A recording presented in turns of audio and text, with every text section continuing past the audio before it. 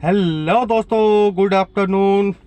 दोस्तों अभी टाइम हो रहा है, दोपहर के बज चुके हैं 3 और अपने पास जो है एक रेंटल राइड आ चुकी है जो कि ऊबर से है, जो आपको इधर शो हो रही होगी। ये 4 घंटे की रेंटल राइड है और कस्टमर को पिक भी कर लिया है, 1 घंटा हो भी चुका है। आज सोच रहे थे कि ब्लॉग किस चीज़ पे बनाएं और रोज़ आप लोगों को ओला इनकम, ऊबर इनकम या फिर प्राइवेट जो राइड होती है उसकी इनकम बताते रहते हैं।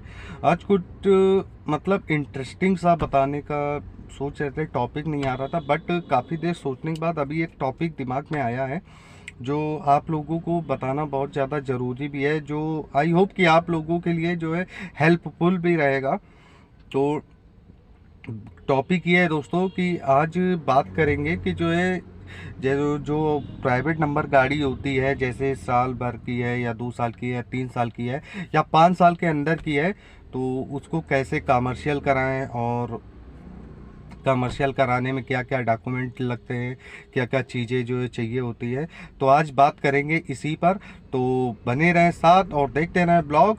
और जो भाई चैनल पर नए हैं, अगर उन्होंने अभी तक चैनल को सब्सक्राइब नहीं किया है तो चैनल को फटाफट से कर दीजिएगा सब्सक्राइब और बेल आइकन को दीजिएगा दबा, जिससे आपको सारे नोटिफिकेशन मिलते रहें। तो मिलते हैं आगे और जानते हैं कि कैसे कैसे जो है गाड़ी के प्राइवेट गाड़ी को कमर्शियल करा सकते हैं और क्या क्या पेपर की नीड होगी। तो चलिए शुरू करते हैं। तो दोस्तों बात को आगे बढ़ाते हुए जो है आपको बताते भी हैं, और अभी हम पहुंच चुके हैं, कल्याणपुर में बैठे हुए हैं और अपने साथ जो है अद्दू भैया भी आ गए। और क्योंकि हम उन्हीं की गाड़ी में बैठे हुए हैं, हम यहाँ पे कस्टमर को लेके आए थे, तो ये भी आ गए हैं। तो इनसे भी जानकारी करी, ऋषि से भी जो है जानकारी करी, मतलब पूरी संपूर्ण जानकारी इकट्ठा करके तब आप लोगों के पास आए हैं और बाकायदा जो है एक एक चीज़ें बताएंगे जिससे आप लोगों को कोई भी डाउट ना रह जाए। तो चलिए शुरू करते हैं।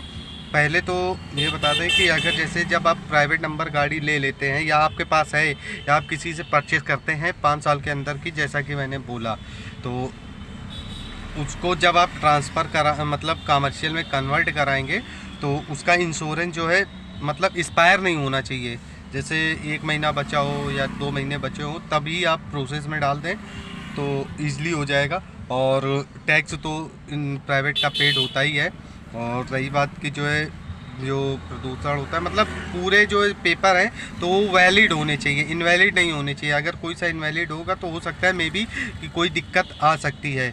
और अब ये चीज़ और भी क्लियर करते हैं वो अपने अद्दू भैया से पूछ के। तो अद्दू भैया, हेलो दोस्तों।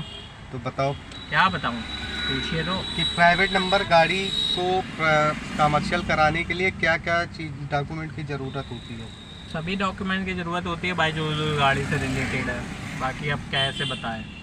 आपके पास अपना गाड़ी अगर आप अपने नाम ले रहे हो तो आपका आधार कार्ड होना चाहिए, आपका पैन कार्ड होना चाहिए, बैंक का पासबुक होना चाहिए, और उसके अलावा पुलिस वेरिफिकेशन भी होना चाहिए, और थोड़ा सा कैश होना चाहिए क्योंकि कमर्शियल कराने में क्योंकि जो उसमें लगने वाला होता है काफ़ी ज़्यादा पैसा, जो कि 40,000 से 45,000 के बीच का होता है। एक तो मोटा मोटा आप ये समझ लीजिए कि टैक्स का पैसा जो है आपको 14,000 देने हैं, ठीक है। उसके बाद जो है 22 से 25,000 के बीच में आपका जो है इंश्योरेंस का लग जाएगा।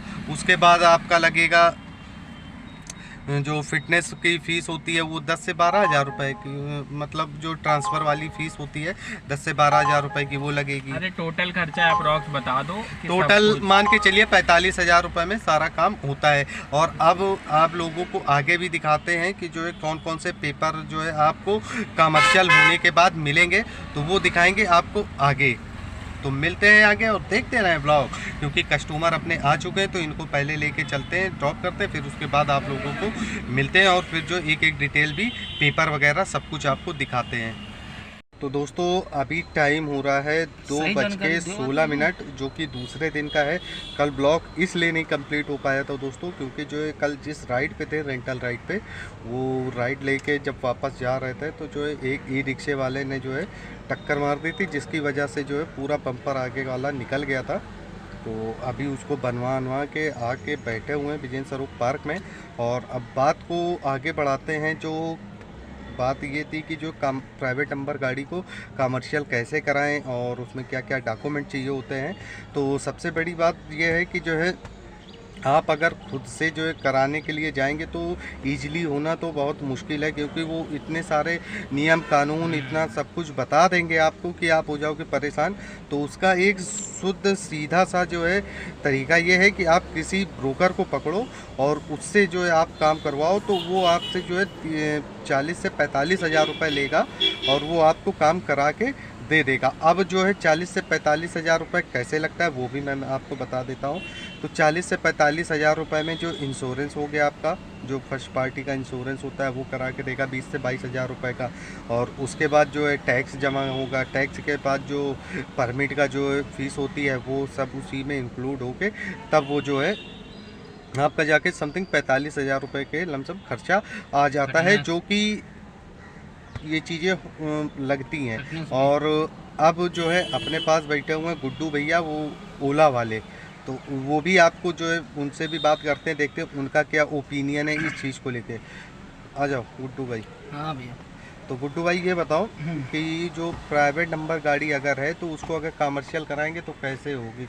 उसमें सिंपल सी एक ये है कि हम भैया आपके थ्रू तो हो नहीं पाएगा, मतलब कि हम आप चाहेंगे तो नहीं हो पाएगा, नहीं हो पाएगा भैया। इतना चक्कर उसमें लगाने पड़ेंगे, इतना वो लोग नियम कानून बताएंगे कि आप करा ही नहीं पाएंगे। तो उसके लिए सिंपल सी एक चीज़ है कि एक वहाँ से ब्रोकर पकड़ लीजिए, अपना आधार कार्ड, पैन कार्ड और गाड़ी के सारे पेपर, यानी कि अपना पूरा डॉक्यूमेंट चाहिए होता है। डॉक्यूमेंट चाहिए होता है।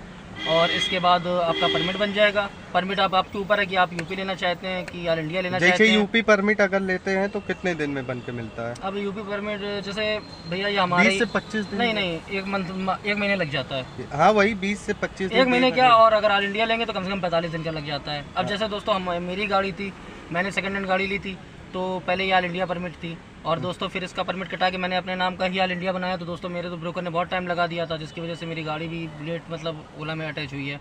उनसे तो लगा दिए थे करीब 2 मंथ, पर 2 मंथ नहीं दोस्तों, 45 दिन फिर भी लग जाते हैं। तो ये लगता है टाइम, और जो है इसके लिए काफ़ी ज़्यादा मतलब सब्र भी होना चाहिए अपने अंदर, क्योंकि जो है आप अगर पैसा दे देंगे तो आप खुद सोचेंगे कि जल्दी से जल्दी हो जाए, बट जो है क्या कर सकते हैं, ये सरकारी काम होते हैं। यहाँ से नहीं बनता ना दोस्तों, ये बनता है लखनऊ से। क्योंकि जैसे आपके यहाँ बड़ी सिटी होगी, अगर आपके यहाँ आरटीओ ऑफिस होगा, ARTO नहीं, ARTO ऑफिस जो है मतलब नीचे होता है, वहाँ से जो है पेपर आपके सबमिट हो जाएंगे, बट वो हो जाएंगे फिर RTO में। तो RTO में जो अधिकारी बैठता है वो साइन करता है, ARTO के पास अथॉरिटी नहीं होती है। यही ऐसा ही है ना। और अब आपका परमिट का कोई पेपर भी नहीं मिल रहा है दोस्तों, ना मिलता है।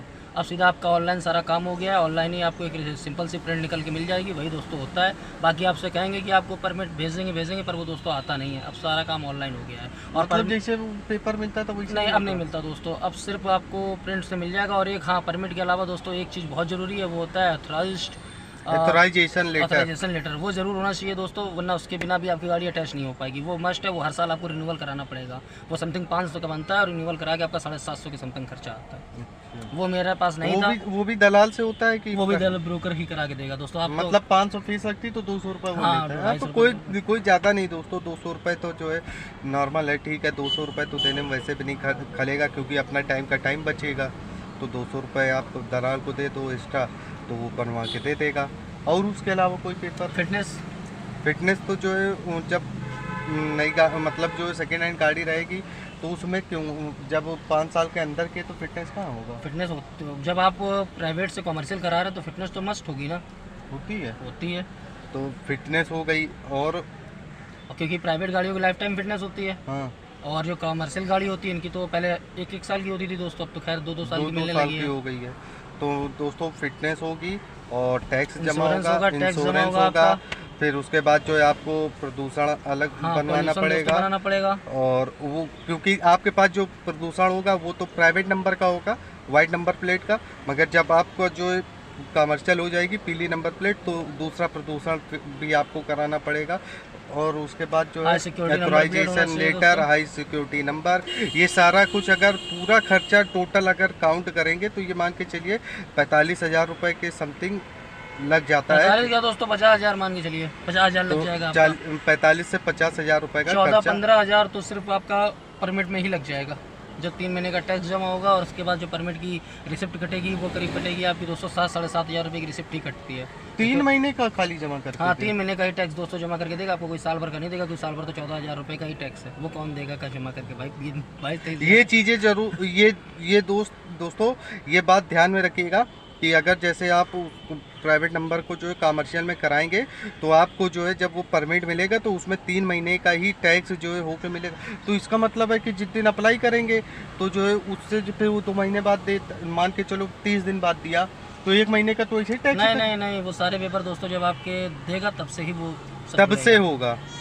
ऐसा तो नहीं कि जिस दिन अप्लाई करेंगे उस दिन ऐसा नहीं होगा कि टैक्स की पर्ची पहले नहीं, टैक्स नहीं, वो सारे पेपर फिर एक साथ आपका एक डेट से फिर चलते हैं सारे, और उसमें सारी आपकी डेट टाइम सब पड़ा होता है।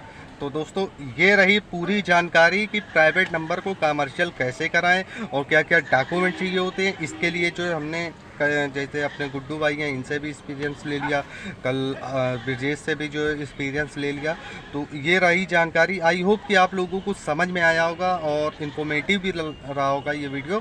तो इस ब्लॉग को करते हैं यहीं पर एंड। अब मिलते हैं कल एक नए ब्लॉग में नए टॉपिक के साथ। तब तक के लिए आप अपना रखें ख्याल, स्वस्थ रहें, मस्त रहें, हंसते रहें, खेलते रहें, देखते रहें MS सोलंकी ब्लॉग। और जो भाई इस चैनल पर नए हैं, अगर उन्होंने अभी तक चैनल को सब्सक्राइब नहीं किया है तो चैनल को फटाफट से कर दीजिएगा सब्सक्राइब और बेल आइकन को दीजिएगा दबा, जिससे आपको सारे नोटिफिकेशन मिलते रहें। तब तक के लिए बाय बाय।